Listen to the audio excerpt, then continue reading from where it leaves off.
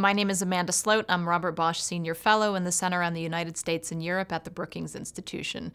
I have been a passionate advocate of transatlantic relations and have devoted my entire career to that over the past 20 years.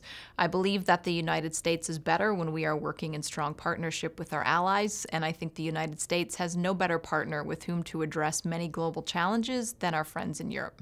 So in June 2016, British voters voted in a referendum on whether or not to stay in the European Union. The results were extremely close. 51.9% of the country voted to leave, while 48.1% voted to remain. Since then, the United Kingdom has been involved in negotiations with the European Union on the divorce settlement as well as on the political declaration for the future relationship with the EU. Now, it's also important to note that there were variations within the UK, most notably with 62% of people in Scotland and 55.8% of people in Northern Ireland preferring to remain, but however now being forced to leave as a result of the overall UK vote total.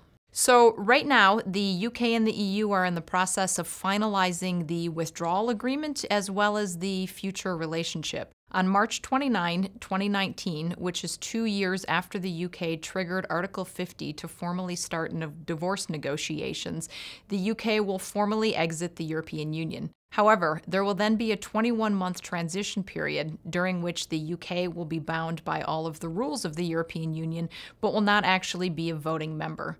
During that transition period, all of the final arrangements will be made in terms of what the future of the UK's relationship with the European Union looks like. So Brexit is not affecting just one union, but two. It is affecting the future of the European Union, and it's also affecting the future unity of the United Kingdom. If you take Northern Ireland, Brexit has been extremely unsettling to politics there. In 2018, we celebrated the 20-year anniversary of the Good Friday Agreement. Unfortunately, all of these discussions about Brexit have really roiled politics in Northern Ireland, have forced people to think about identity questions, have forced people to think about the Constitution, about where they belong. And so we're seeing a lot of very unsettled politics in Northern Ireland as a result of this.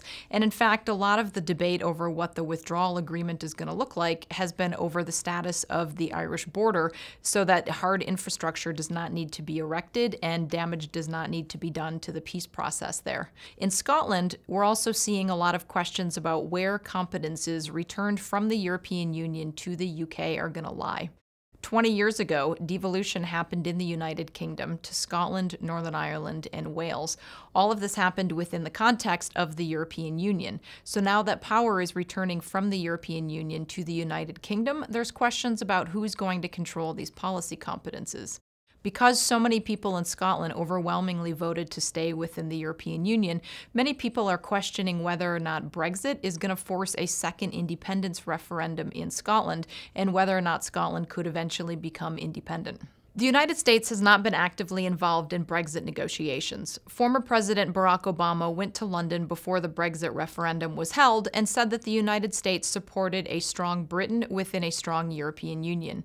In contrast, President Trump is skeptical of the European Union. He has caused Brexit a good thing, and as a result, the United States has not been actively involved in these negotiations. In fact, it's not entirely clear what the American policy towards Brexit is. Certainly, the United States want the UK and the European Union to reach some sort of deal because they recognize that it would be very damaging to the international economy if the UK were to crash out of the European Union with no deal. The State Department has issued démarches at key points in the negotiations to encourage progress towards a deal. However, the United States has not been actively involved in this process, including Northern Ireland, despite many years of American investment in the peace process in Northern Ireland.